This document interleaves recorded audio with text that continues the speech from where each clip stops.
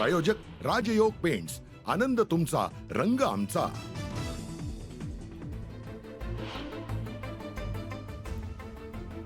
अमित ठाकरेंसाठी मतांची भीक मागणार नाही, अमितला निवडून आणणारच, प्रभादेवीतील सभेत राज ठाकरेंचा निर्धार।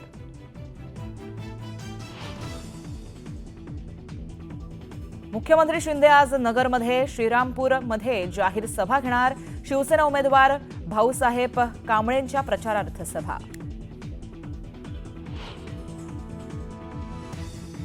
उपमुख्यमंत्री देवेंद्र फडणवीस विदर्भ दौऱ्यावर, नागपुरातल्या दक्षिण पश्चिम मतदारसंघात काढणार रोड शो।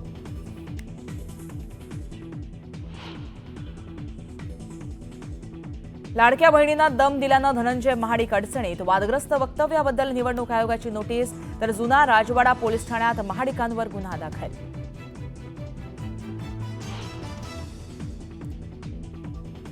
सिडको घरांसाठीच्या नोंदणीला मुदतवाढ, 11 डिसेंबरपर्यंत नोंदणी करता येणार, आतापर्यंत 81,000 ग्राहकांची नोंद।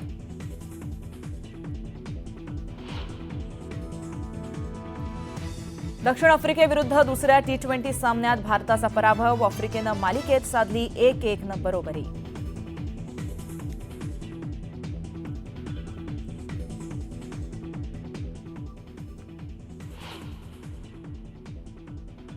नमस्कार, शुभ सकाळ। मी गार्गी गोरेगावकर, न्यूज 18 लोकमत मध्ये तुम्हा सर्वांचं स्वागत करते। आता आपण पाहणार आहोत विविध क्षेत्रातल्या काही महत्त्वाच्या बातम्यांचा सुपरफास्ट आढावा। श्रीकांत शिंदेंनी ठाकरे गटावर जोरदार हल्लाबोल केला आहे। ठाकरे गट पूर्णपणे काँग्रेसवर अवलंबून आहे, जी काँग्रेसची वोट बँक आहे तीच उबाटाची वोट बँक आहे। मात्र जेव्हा आघाडीत बिघाडी होईल तेव्हा सत्यस्थिती समोर येईल, असा टोलाही त्यांनी लगावलाय।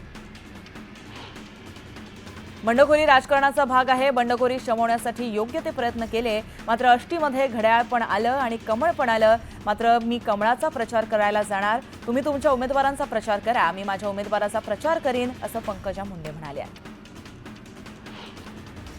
लाडकी बहीण योजनेचा उपयोग झाला, मात्र तो आमच्यासाठी होता, असं वक्तव्य प्रणिती शिंदे यांनी केलं। तर भाजप हा पैसा देऊन आमिष दाखवणारा पक्ष आहे, असा आरोपही प्रणिती शिंदेंनी भाजपवर केलाय। भाजपचे खासदार रवी किशन यांनी आशिष देशमुखांच्या प्रचारासाठी रोड शो केला। यावेळेस त्यांनी टपरीवरील चहाचा आस्वाद घेतला। ये मोदी जी की चाय है, आशिष देशमुख रेकॉर्ड ब्रेक मतों के साथ जीतेंगे, असा विश्वासही त्यांनी व्यक्त केलाय। शरद पवार गटाचे जयंत पाटील आणि अजित पवार गटातील शिवाजीराव आढळराव पाटील यांच्यात बंद दाराआड चर्चा झाली, त्यावर आढळरावांनी स्पष्टीकरण दिलंय। बंद दाराआड कोणतीही चर्चा झाली नाही, उलट वळसे पाटील 100% निवडून येतील, असं जयंत पाटलांना सांगितलं, असं वक्तव्य आढळराव पाटलांनी केलंय। वर्ध्याच्या आर्वी विधानसभा मतदारसंघातील आष्टीचे प्रहारचे नेते बच्चू कडू आणि उमेदवार जयकुमार बेलेखेडे यांनी ढोल ताशाच्या गजरामध्ये जोरदार शक्ती प्रदर्शन केलं। बैलगाडीवर स्वार होत दोघांनीही मतदारांना मतदान करण्याचं आवाहन केलं। यावेळेस परिसरातील नागरिकांनी रॅलीमध्ये मोठ्या प्रमाणात सहभाग घेतला होता। सांगलीच्या मिरज विधानसभा मतदारसंघामध्ये एमआयएम पक्ष निवडणुकीच्या रिंगणामध्ये उतरलाय। त्याच पार्श्वभूमीवरती एमआयएमचे उमेदवार महेश कांबळे यांनी प्रचाराचा शुभारंभ केला। सुरेश खाडे आणि तानाजी सातपुते यांच्या विरोधामध्ये महेश कांबळेंनी शड्डू ठोकलाय। विरोधकांच्या पायाखालची वाळू सरकल्याचं वक्तव्य मंत्री गिरीश महाजन यांनी केलं। राज्य सोडलं तर उद्धव ठाकरे, शरद पवार यांचा पक्ष कुठे आहे, असा सवालही त्यांनी उपस्थित केलाय।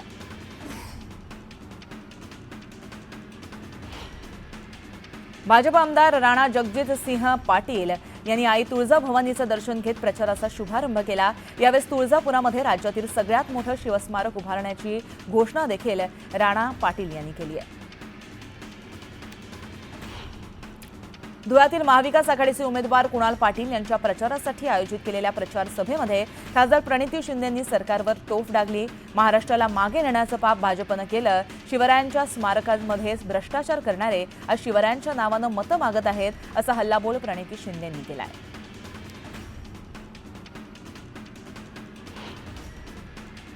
पुढे ब्रेकिंग बातमी आपण पाहतोय। अमित ठाकरे यांच्या प्रचारासाठी प्रभादेवीमध्ये राज ठाकरेंची सभा पार पडली। यावेळेस त्यांनी ठाकरे गटाचा समाचार घेतला। आदित्य ठाकरेंविरोधात उमेदवार दिला नाही, भविष्यात त्यांनी अमित विरोधात उमेदवार देऊ नये अशी अपेक्षा नव्हती, मात्र अमित विरोधात जे समोर आहेत त्यांच्या विरोधात लढवून अमितला निवडून आणणारच अशी ठाम भूमिका राज ठाकरेंनी घेतली आहे.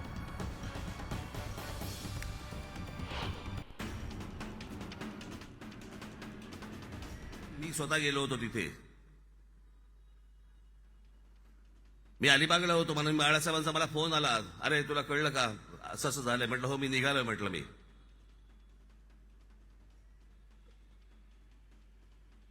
मी परिवाराच्या आड कधी राजकारण येऊ दिलं नाही.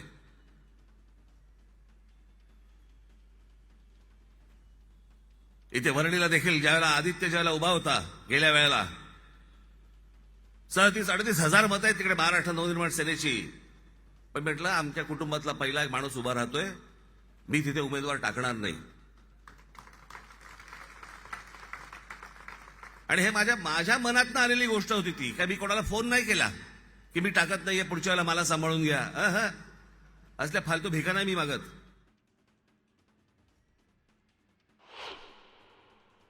तुमची एक अपेक्षा असेल की मी समोर जे उमेदवार उभे आहेत त्यांच्याबद्दल काही बोलावं. मला नाही वाटत मी काही बोलावं. बोलण्यासारख्या खूप गोष्टी आहेत, खरंच खूप गोष्टी आहेत. पण जो कोणाचाच नाही राहिला त्याच्याबद्दल काय आपण बोलायचं.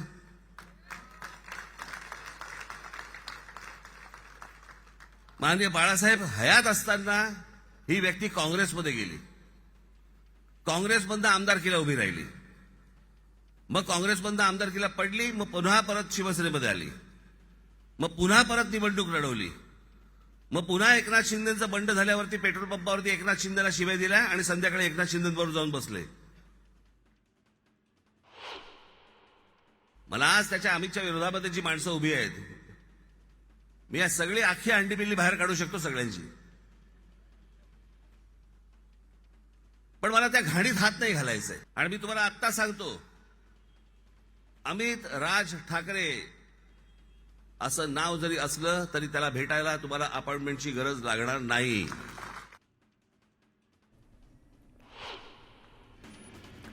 रायगड जिल्ह्यातील कर्जत मतदारसंघामध्ये अपक्ष उमेदवार सुधाकर घारे यांना राज ठाकरे यांनी पाठिंबा दिलाय. यावर आता केंद्रीय मंत्री रामदास आठवले यांनी भाष्य केलं. राज ठाकरेंच्या पाठिंब्यामुळे कर्जतमध्ये काही फरक पडणार नाही असं मत केंद्रीय मंत्री रामदास आठवले यांनी व्यक्त केलंय.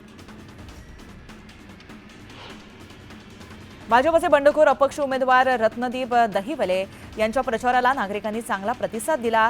काँग्रेसनं आणि महायुतीनं या ठिकाणी पार्सल उमेदवारांना संधी देत आमच्यासारख्यांना डावललं गेलं, मात्र मला मतदार संधी देतील असा विश्वास रत्नदीप दहिवले यांनी व्यक्त केलाय. वरोरा क्षेत्रातील अपक्ष उमेदवार डॉक्टर चेतन कुटेमाटे यांनी राजकीय घराणेशाहीवरती जोरदार टीका केली. वरोरा भद्रवती क्षेत्रामध्ये देवतळे आणि धानोरकर हे राजकीय परिवार संधी मिळून देखील रोजगार निर्मिती आणि सिंचन प्रकल्प उभारण्यास असफल असल्याचा आरोपही त्यांनी केला.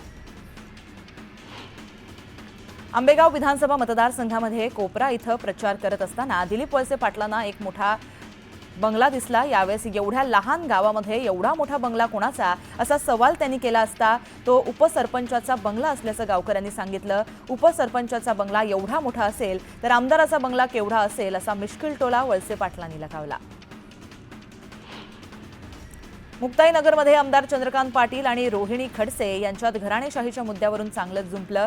माझ्या कुटुंबातील एकही जण निवडणूक लढणार नसल्याचं पाटील म्हणाले. यावर रोहिणी खडसे यांनीही त्यांना पलटवार केलाय.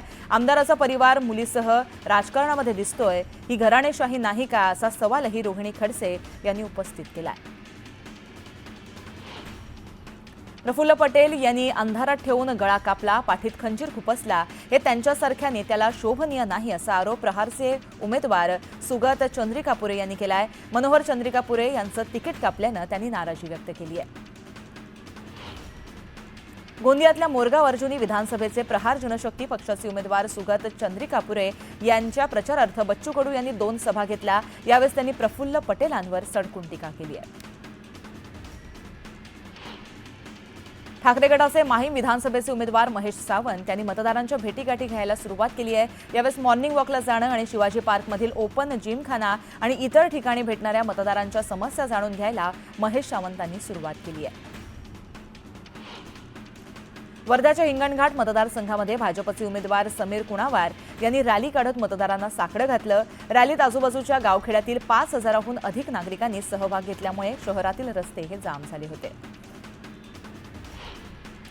श्रीवर्धन मतदारसंघातील अपक्ष उमेदवार राजेंद्र ठाकूर यांनी रोह्याचं ग्रामदैवत श्री दहावीर महाराज यांचं दर्शन घेतलं। यावेळेस त्यांनी काँग्रेसचे सहकारी आणि मुस्लिम बांधवांनी भेट घेत त्यांची आशीर्वाद देखील घेतले। शरद पवार आज जळगाव जिल्ह्यामध्ये येणार असून या दरम्यान त्यांच्या 4 ठिकाणी जाहीर सभा होणार आहेत। जामनेर, एरंडोल, मुक्ताईनगर आणि धरणगाव या ठिकाणी त्यांची जाहीर सभा पार पडेल।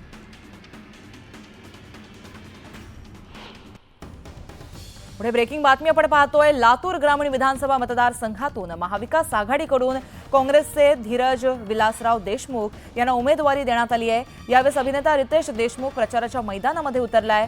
यावेळेस त्यानं थेट लई भारी आणि गुल्लीगत धोकाचा उल्लेख करत प्रचाराचा धडाका लगावला। लोकसभेला जे वारं होतं आता विधानसभेला झापूक झुपूक वारं झालं पाहिजे, त्यामुळे काहीही काळजी करू नका, आता समोर गुल्लीगत धोका आहे असा टोला यावेळेस रितेश देशमुख यांनी लगावलाय। येत्या 20 तारखेला जे बटन तुम्ही दाबणार आहात ना, खरं म्हणजे ह्या वेळेस गेल्या वेळेस 1 लाखाची लीड होती, पण ह्या वेळेस एवढ्या जोरात बटन दाबा, एवढ्या जोरात बटन दाबा की पुढच्या वेळेसचं डिपॉझिट आत्ताच जप्त झालं पाहिजे त्यांचं। काही काळजी करू नका। लोकसभेला जे वारं होतं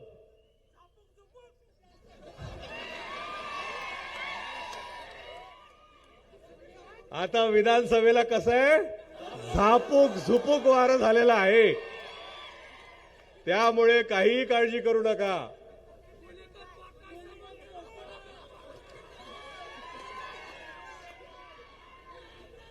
आता समोर गुलीगत धोका आहे, सावधान रहा, त्या धोक्याला बळी पडू नका। आपला उमेदवार चांगला आहे।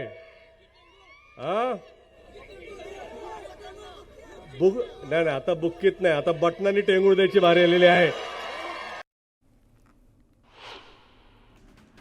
लोकजागर अभियानाअंतर्गत सोलापूरमध्ये विहिंब नेत्या माधवी लता यांचं व्याख्यान आयोजित करण्यात आलं होतं।